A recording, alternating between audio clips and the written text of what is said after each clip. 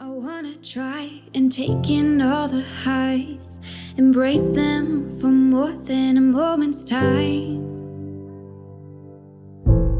I want you, please don't move when I push you away. I know I contradict myself some days,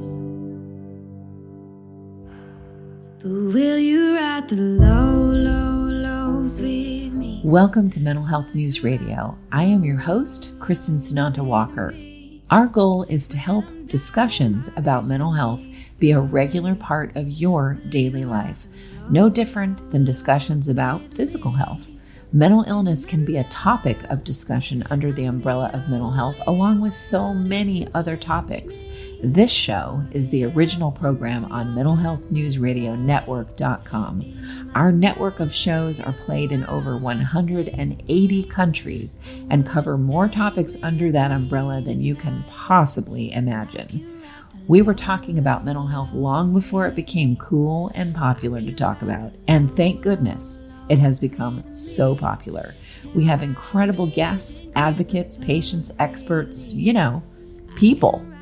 Thank you for tuning in and enjoy our intro music, a song named Lows, written by Aubrey Toon. You can find her music at www.aubreytoone.com.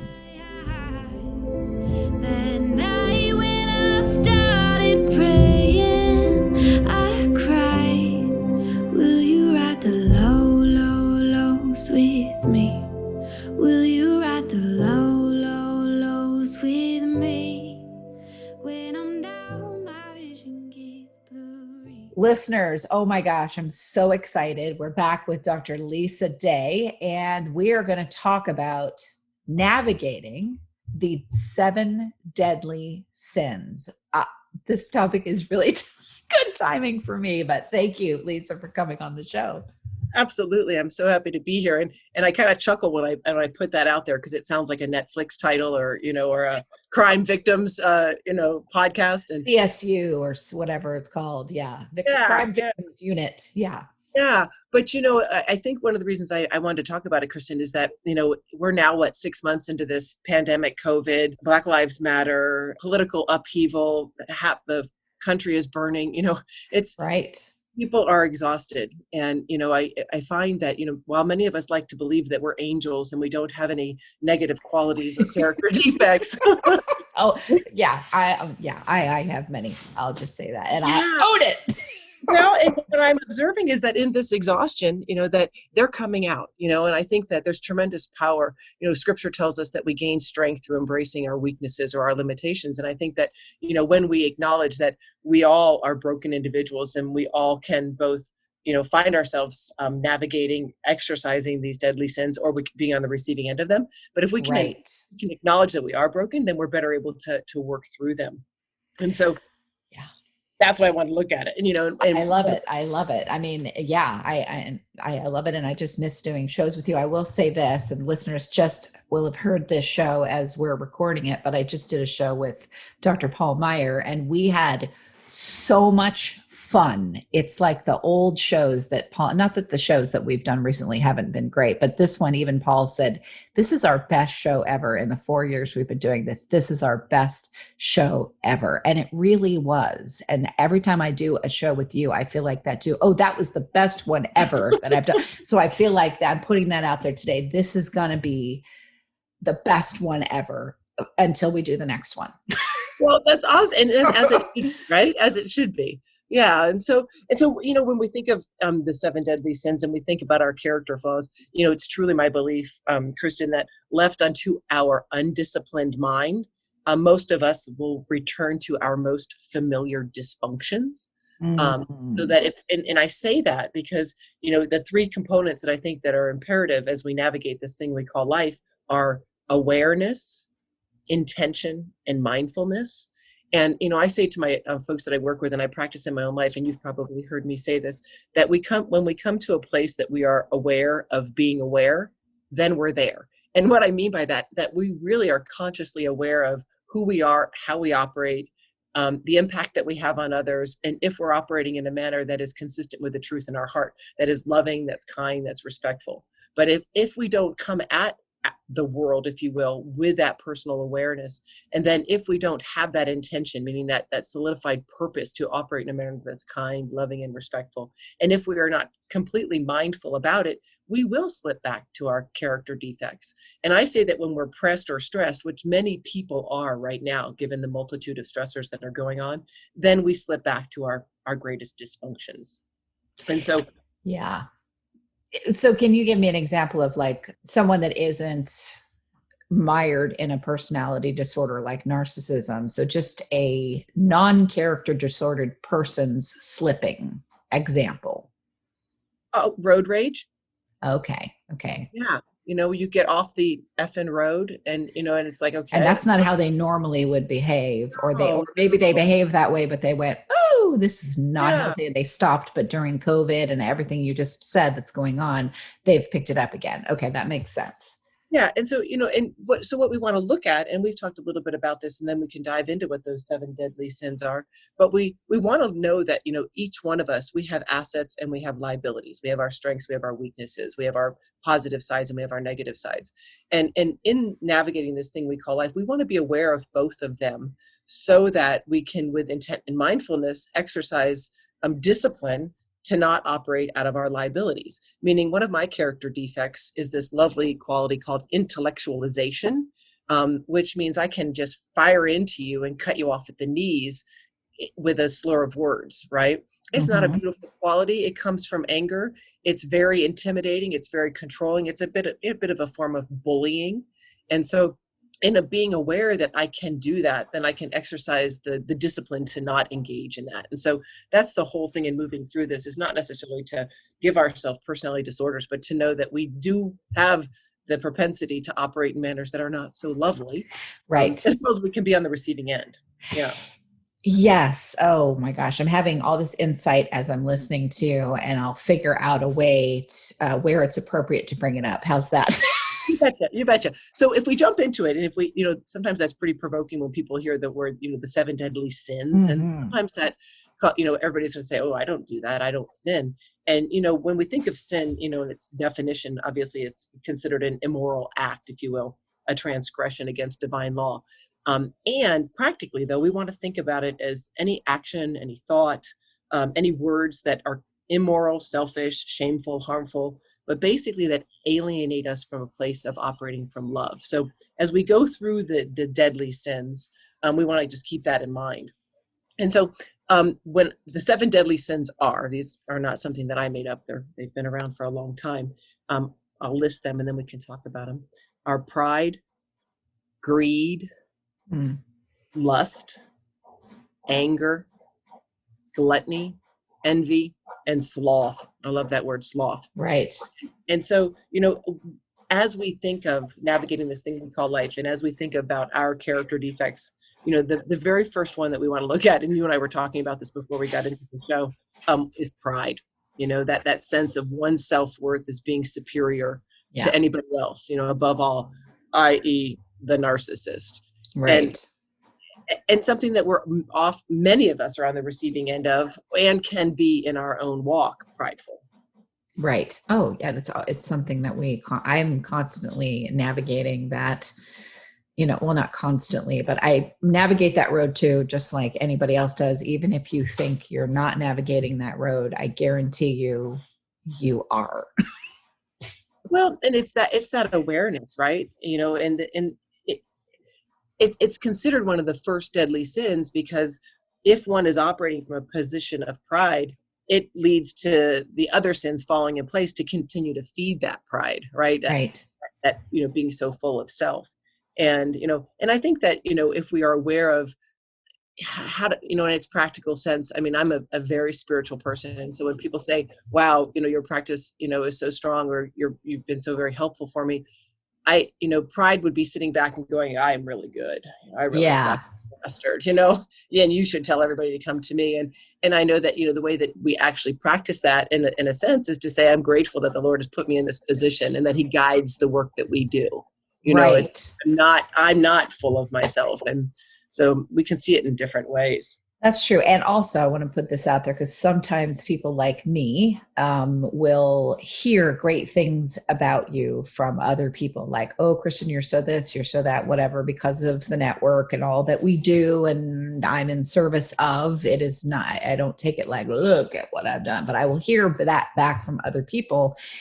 And so, having other people tell you how powerful you are, how this or that you are, it's not a sin to say thank you and to feel proud of yourself in that moment. There's nothing wrong with doing that. It's not a sin to say, hey, this person told me this, because that's just what they said.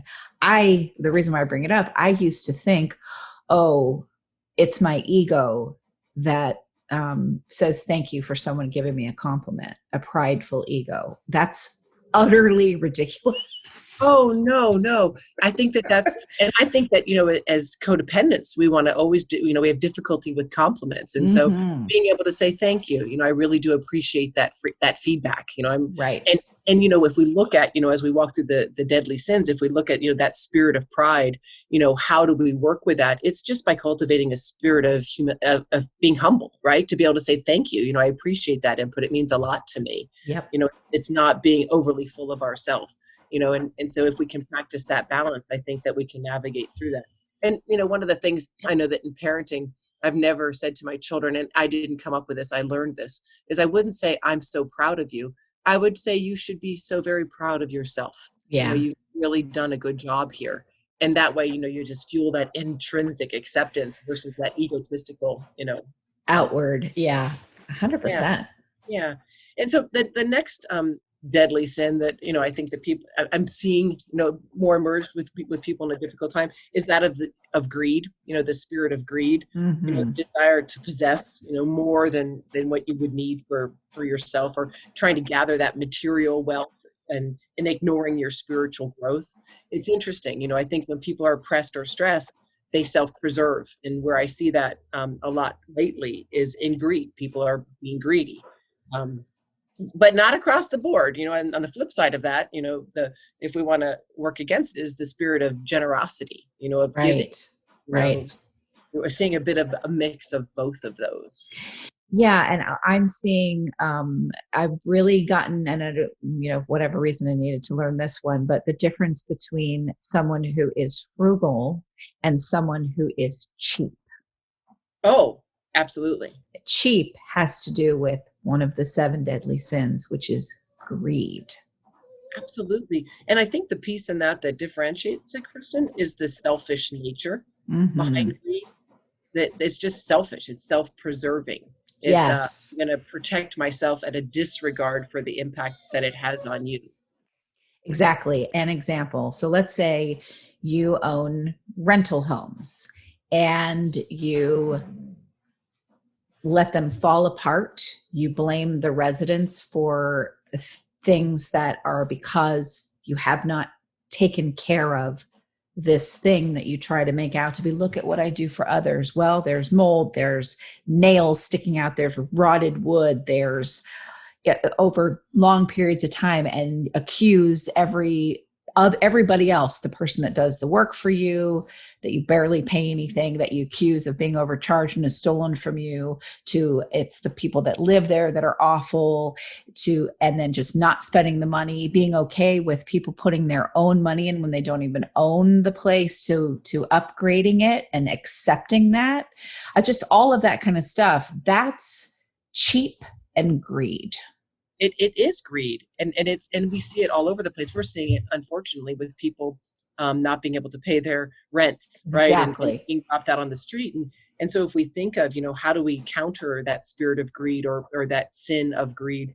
And it's one with generosity. I mean, I challenge people to be generous and, to think of others and to look at what you can give and how you can be there. Meaning, I know that when we headed into this COVID, house cleaners left and right. I have a house cleaner that comes every 2 weeks, and that was dropped across the board. And I told her, I said, for as long as I am able, I'm going to continue to gift this as if you were cleaning. I want to be Oh, generous. I yeah, want to I've give done that in. too. So many Yeah. people. I've given people podcasts because they need it for their own mental health to be able to do it for no money. I mean, I've given people money. I mean, I have absolutely done that as well.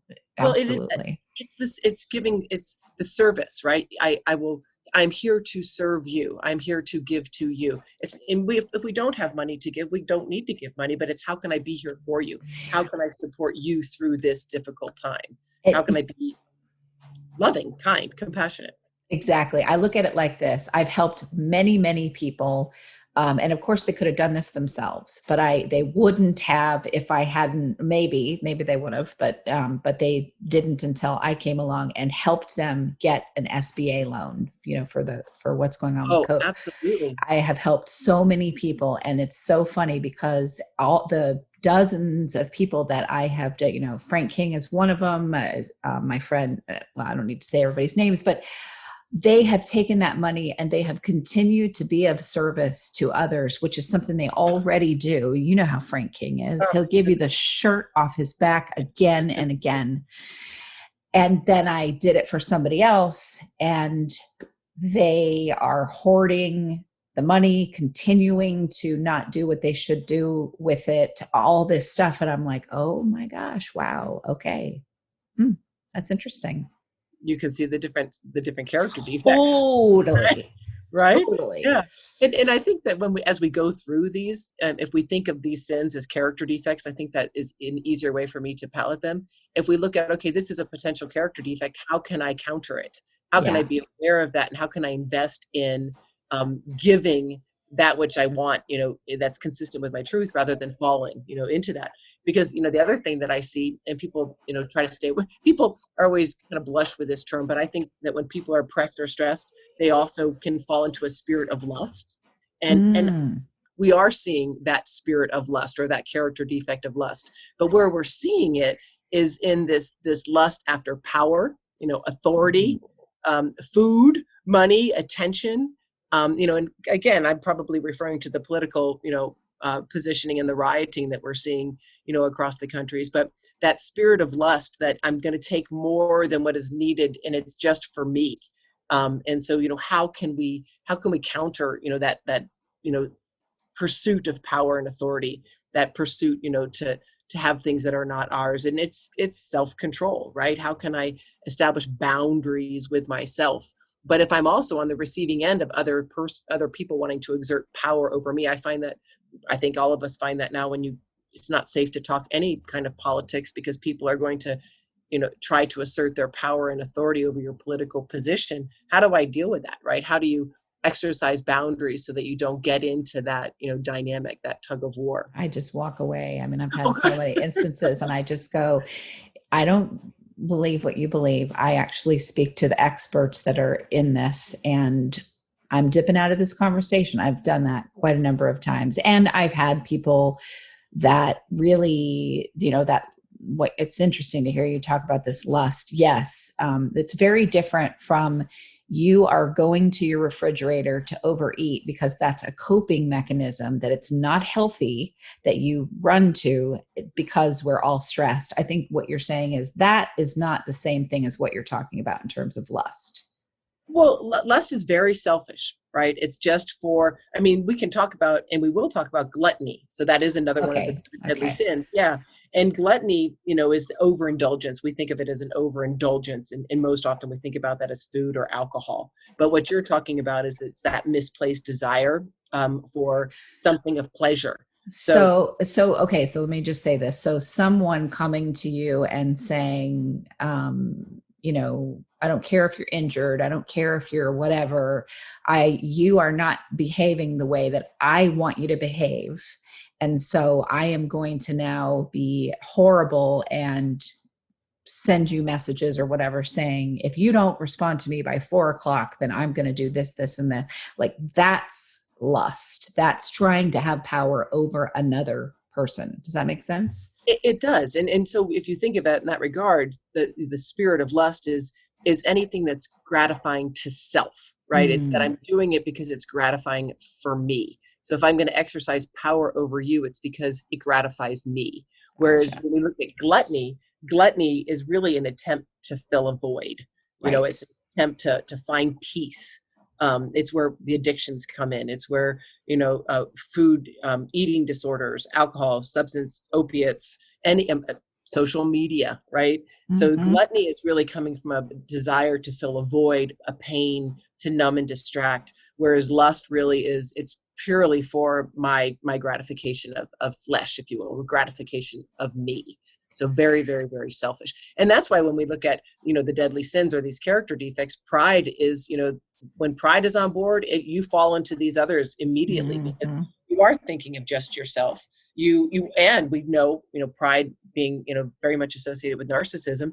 Narcissism is based on a real or imagined fear of abandonment and rejection. And so that gluttony that you can see, that me. No, I'm going to collect all of these things for me. And gluttony isn't just that you're eating, 2 burritos. Gluttony maybe that you hoard, right? You hoard in that greedy sense. So there's lots of overlap. Yeah, I've But overshopped sinning. Gluttony for sure. It has been me. I can't say the other ones are there. I haven't tried to exert, power over other people, or what. I've tried to help people, but that's different than exerting power. And then went, okay, not going to go there anymore because this isn't helping, and I'm becoming drained to where I have no blood left. But the gluttony thing, yeah, overeating and over shopping for sure, 100% me. I'm owning that. Well, and it's interesting because I don't know at the most recent times or the most recent estimates, but last I looked, liquor sales across America were up 300%. Yes, 300. Listen to that number, listeners, 300%. And women over 45 have been going to and trying to get into rehabilitation centers for eating disorders, up 75%. Up 75%. And so if we look at that, that's trying to fill that void, and find that peace in this time of uncertainty. I've told my clients numerous times, I say, be careful. And I was saying this out of the gate. Now we're 6 months into it. I said, be careful of the habits that you are establishing during this time of uncertainty and unrest, because 6 months, a year into this, those habits that you have developed very likely will be bona fide addictions that will be difficult to get away from. Yes. And so, we've talked about this on previous podcasts, that people have gained weight and are going for rehab, as a result of the pandemic. But it's very true. People have numbed and distracted with food and alcohol at a level that I've never seen before in practice. Yeah. And so we want to be aware of that potential character defect in ourselves, and, with intent and mindfulness, to be aware of it so that we can exercise self-control. I mean, I joke with people that one of my vices is chunky peanut butter. And so for years, I didn't buy chunky peanut butter because crunchy butter, because I lust after control myself. And I'm gluttonous with it. Yeah. And it was funny, the other day I was in my pantry and I had to bust out laughing at myself, because not only had I gone from not buying peanut butter, but I'm here to tell you, I got the mother load. I had the biggest jar of peanut butter that's possible to purchase at the grocery store. And I laughed. I thought, well, I think I have fallen into my character. Like the Costco version that's supposed to be for an entire middle school is in your pantry. Yes.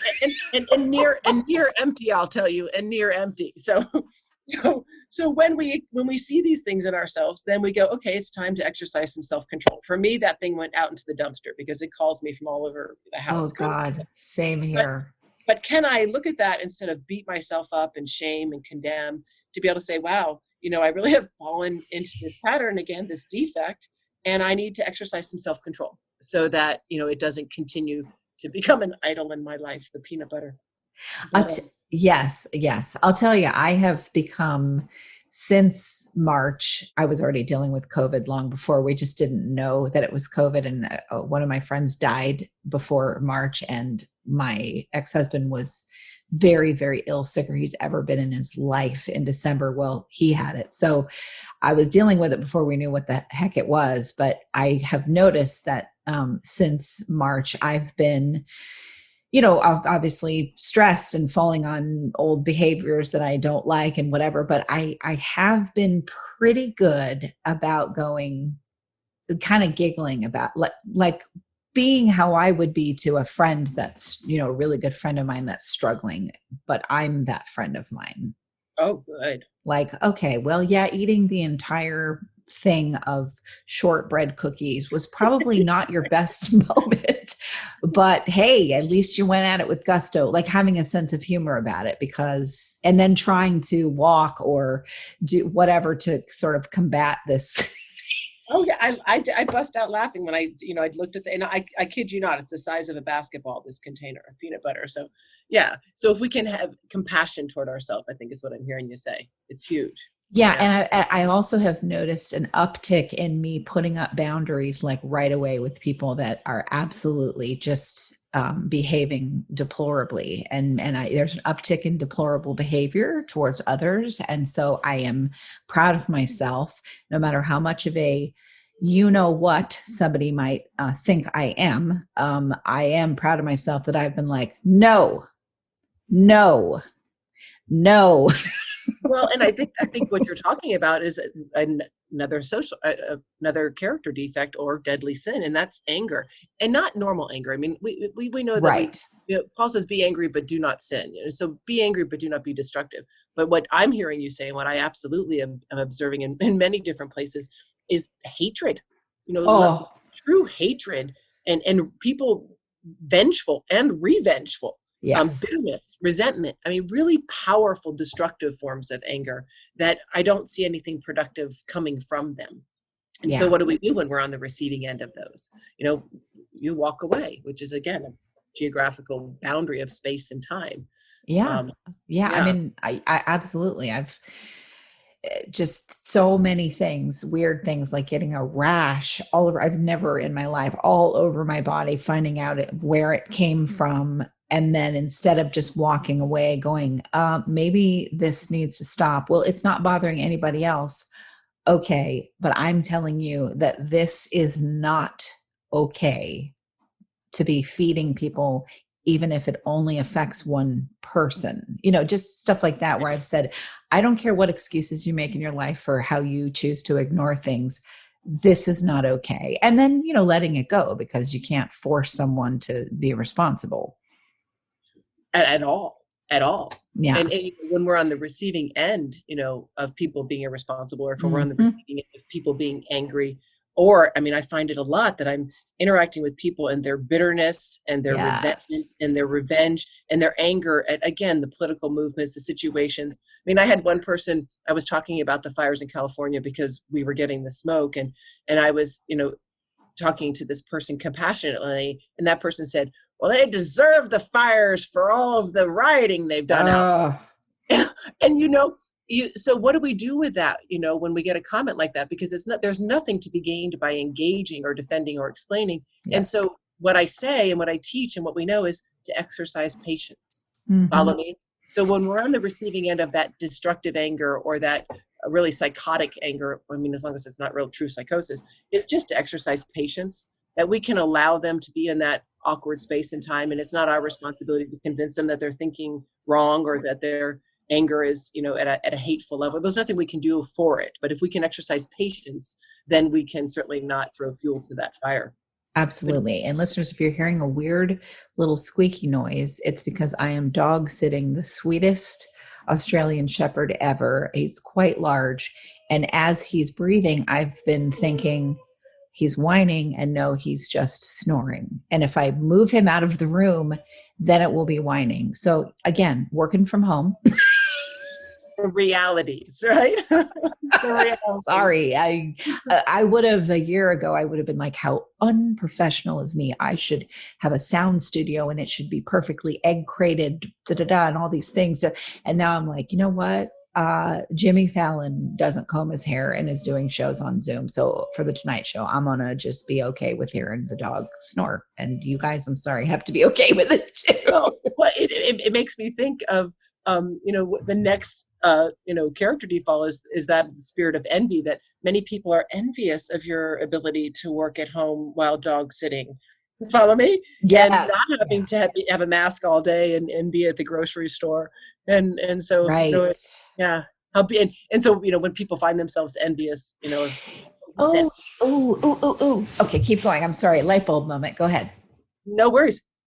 It's just that how can we exercise that kindness to be able to say, welcome, we love the dog voices. Yeah, the dog. Yeah. I mean, I've had things where I've spent money that I technically shouldn't have had to. It should have been taken care of by somebody else, but whatever I did to make my life the way I need it to be. And then as things are maybe seemingly easier for me, trust me, they're not. If I don't have a problem in the area that you may be envious about, trust me, I got them in plenty. There's nothing to be envious, but setting things up for myself because I care about myself, and then having people, well, one person, maybe a couple of others go, well, you've got it made. And I'm like, are you kidding me? Really? Yeah, it's all in the perception, right? Right? Exactly. I am not going to feel bad about taking care of myself, especially when, technically that should have been something taken care of by somebody else, but whatever, I will do whatever it takes to take care of myself.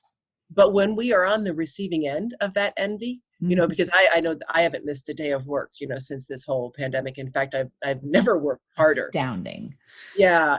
Well, I'm in the mental health field, right? Yeah, so, of course. Yep. And I have people left and right who have lost their jobs, literally been laid off. And unfortunately, some of them falling into resentment and bitterness and saying, well, you have nothing to worry about. You've worked, you're working harder than normal. And, so when we're on the receiving end of envy, again, I just challenge people to be kind. Right. To not, react with that, with, anger or defending or explaining, but really to be kind and to be able to say, I can't even imagine how scary it is not knowing how you're going to pay more. You're so good at that, Lisa. Like you're such an example for me of that when I've been rightly so upset about something or whatever something may be, and you'll say, okay, not a problem. Thank you for letting me know. Like you immediately diffuse. Well, and I think, Kristin, that is my whole goal of wanting to do this podcast is that those things are done with intention and mindfulness, but secondary to being aware of my character defects, that I could jump right in and say, bad word, and be angry and be spiteful and resentful and bitter. Right. I know that I've got that capacity within myself, but that when we know these character defects, when we know that these deadly sins are out there, it's with that we are, one, aware of them, and that two, with intention, i.e. purpose, and with mindfulness, meaning putting our emotional resources there, we purposefully operate differently. Meaning when someone attacks me, and again, I'm not perfect, but I would say generally speaking, when someone is attacking to me, I will pause, because if I don't pause, I'm going to react in a character defect way. And if I pause and think, how can I be kind? How can I be patient? How can I be respectful? Now, that being said, the closer the proximity the person is to us, i.e. our family members, strangely enough, the more difficult it is for us to do this, right? The closer people are to us, the more likely they're to see our character defects. And we all know that to be true, that our family sees the ugliest sides of ourselves. So 100%. Yeah, we bite their heads off for leaving their shoes in the front foyer, right? It's like, okay, that really wasn't a big deal, and you can sweep up the dirt. It's been such a process to move back in with my ex-husband in the midst of COVID.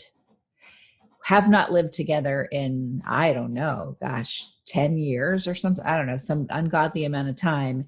And to watch slipping into old patterns of behavior that were reasons why we ended up not being together.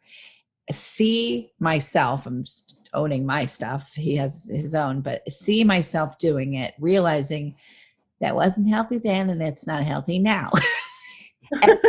and saying, I am really sorry, I will stop doing that, and I love you, and we're gonna get through.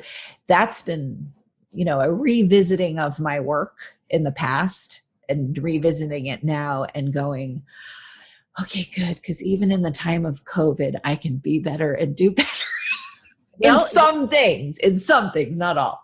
Well, I say we're never too old. It's never too late, that with intent and mindfulness, we can change our behavior. We just have to have the desire to do so, right? And if we don't desire it, nothing's going to change. Yeah, yeah.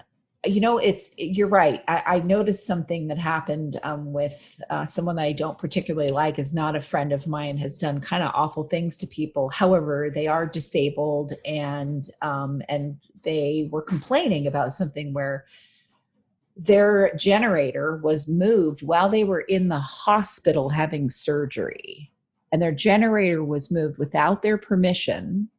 And because somebody else just thought it was unsightly. And so the reason why they had it where it was located was because they can't walk far to plug it in or do what they need to do in order to use it when there are storms. Yikes. And I'm like, wow, and this is allowed? That's what you mean by the ugliest behavior, and making excuses for that ugly behavior and allowing that ugly behavior, and then going back and kissing somebody's rear end because you've sinned on them. Just that toxic soup that goes around and around and around. That's just an example of what happens when you're just running from ill misbehavior to more misbehavior. You're just going, the snake eating its own tail there. Well, and I think in times like now where we are pressed and stressed, I think that, many people, what I observe, many people, even myself, we move into self-preservation. And when we move into self-preservation, we are not the best version of ourselves. Right. And we fall prey to these character defects and to doing things and saying things in a way that is destructive. And, so yes, we're going to be on the receiving end of it. And yes, we're going to be tempted ourselves. And so, as we look through these character defects, one, am I on top of my game with not operating out of those, sins and those defects? And two, how am I responding to them when I'm on the receiving end of them? Because the last one that I'm seeing, and I don't, I love the word sloth, right? Yeah.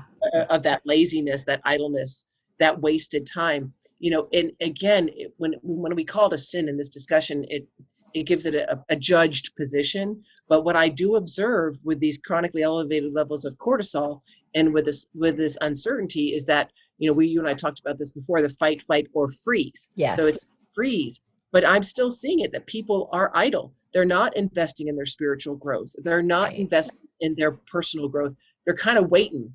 And so again, we want to be aware of that in ourselves of, am I investing? Am I disciplined with my emotional growth, with my spiritual growth, with my relationships with others? Because during this time of being pressed and stressed, all of these defects are temptations, but it's with intent and mindfulness that we can move through them, or not let them become an issue in our life, or not let them become an issue in a relationship if we're on the receiving end of them. And I think sometimes too, when you are someone that pushes and pushes and pushes and pushes yourself, and that we're in unprecedented times, but that doesn't take away from you being someone that pushes and pushes and pushes and pushes. And you start to go, I can't get out of bed sometimes. And look at how awful I'm just. You have to, I say this from a fellow over push yourself person. You have to, you have to take inventory. You have to go, okay, well, wait a minute. During this time, I've made all of these huge changes in my life, and I've done this and I've done this and I've done this and I've done this. So it is not true what I am trying to shame myself with, that I am being a sloth. That's utterly ridiculous. While also noticing that sloth can be in different things. It doesn't have to be an all over statement. It could be, well, in this particular area, I am being a sloth and I need to work on that. So. Absolutely. Well, it can be just avoidance. It can be procrastination. Yes. It can be that I don't do anything. I just sit on my phone all day and look at social media. And watch TikTok and send people TikTok videos. Really? Exactly. Really? Exactly. Yeah.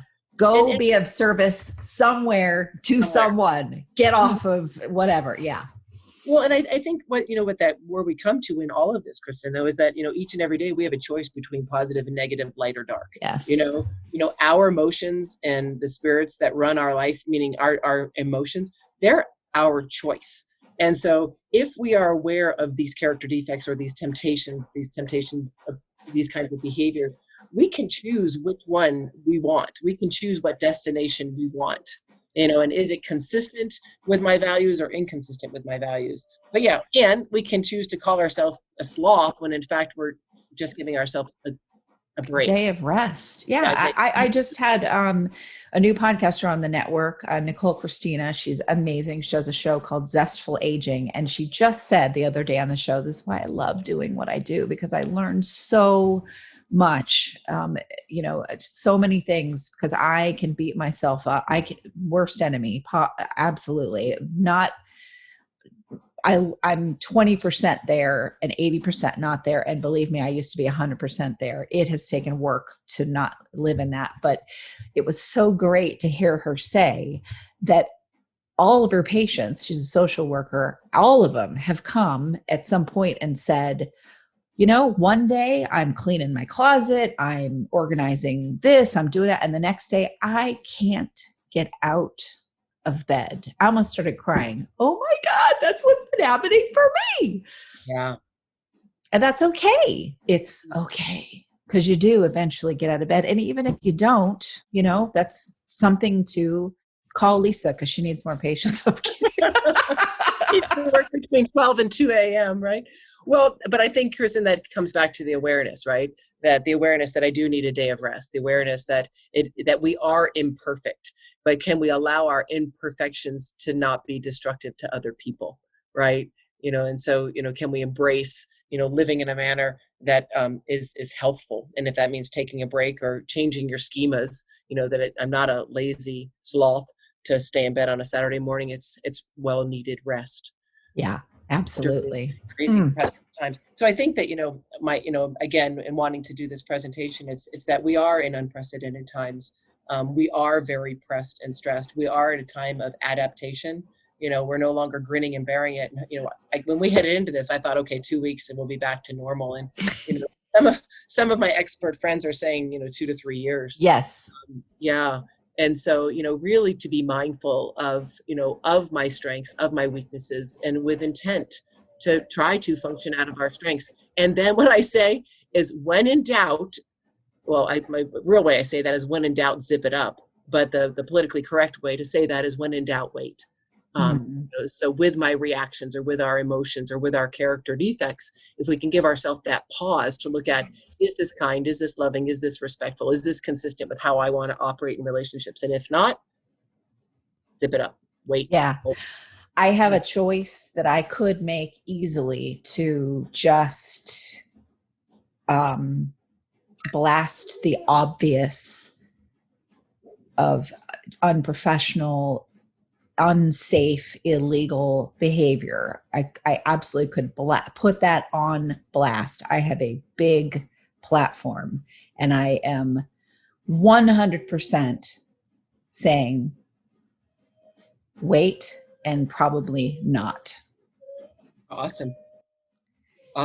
And I don't put myself up on some pedestal for that. I'm talking, I mean that in the way of, whoo, boy. Mm-hmm. What impact? You're thinking of the impact, it sounds like. What impact will this have? Right. What impact will it have? Do I want that kind of energy, even though it's true, even though it's right in so many ways? I'm going to wait and see what behaviors come out, how behaviors going to happen over time. Because what I want, it's how I look at my family, my relationship with my mother, which we've talked about many times, is I want peace.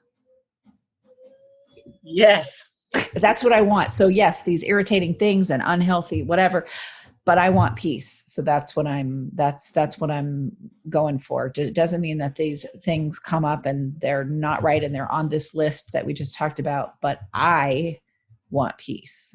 I don't have to be this warrior all the time. I can still be a warrior, but be very peaceful about it. Well, absolutely. And that's that patience. And, I think that, to wind it down on a positive note of not wanting to run from our fears, but being more mindful, is that, how can I practice during these times of being humble, being humble with our works, and being generous, with our time and with our compassion and with our goods, if we're able to? How can I exercise self-control, with regard to things that I lust over, that I'm gluttonous with? How can I, as you're saying right there, practice patience, that when in Right. doubt, wait. How can I be kind? And then how can I have self-discipline? I mean, all of those qualities, they're beautiful qualities. And so if we focus on our assets, if we focus on, being disciplined, being kind, being patient, being generous, exercising self-control, then we're more likely to navigate these times and adapt to them in a way that's going to be far more comfortable than, operating out of our character defects. Exactly. And sometimes the kindest thing that you can do for yourself and for someone else, especially when you do know how powerful you are, is to walk away.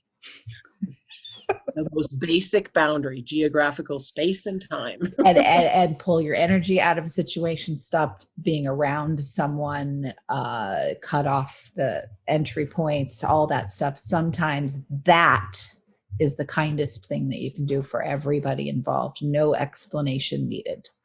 I think that's huge, huge personal power.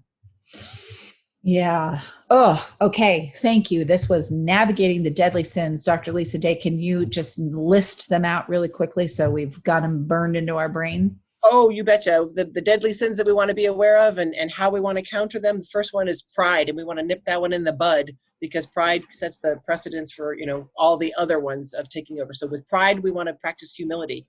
Greed. With greed, we want to practice generosity. Lust, we want to practice self-control. Anger, we want to practice a sense of patience. Gluttony, again, self-control. Envy, we want to practice kindness. Slothfulness, we want to practice discipline. All right. Thank you so much, everyone. That's the lovely and amazing Dr. Lisa Day of Meier Clinics. And thank you, everybody, for joining us. Thank you, Dr. Day. Thank you, Kristin. Thank you, listeners. Hi, listeners. I'll make it quick. These are some really cool places that give discounts and other cool things for listeners of Mental Health News Radio Network. If you want to get amazing help with healing from narcissistic abuse, go to healfromanarcissist.com. If you want CBD products that are the best of the best, I use them myself, go to proze.com and use the code mentalhealth20, mentalhealth20. If you want to get daily perk ups that help retrain your brain to think more positively, go to perkupdaily.com. And also, just because this one's fun, snarkycandles.com. I guarantee you'll love them. Snarky with a Y, SNARKY, candles.com. And don't forget, if you want to hear all the shows on the network about first responders, you can go to firstrespondermentalhealthnetwork.com, and all of our shows that focus on narcissistic abuse, narcissisticabusehealingnetwork.com. Thanks for listening, and back to the show. But will you ride the low, low, lows with me? Will you ride the low, low, lows with me? One thing you can always count on at Mental Health News Radio Network and my show is that there will always be dogs around. Why? They are natural healers, excellent for your mental health. The original therapy dog Miles has something to say in just a moment. For now, please check out all of our amazing shows at mentalhealthnewsradionetwork.com and all your favorite podcast apps. Until next time, I'm Kristin Sonanta Walker, and thank you for listening. Me tonight, and I can ride the low, low, lows with me. I can ride the low, low, lows with me. Till my vision clears up perfectly. I can ride the low, low, lows with me. Good boy.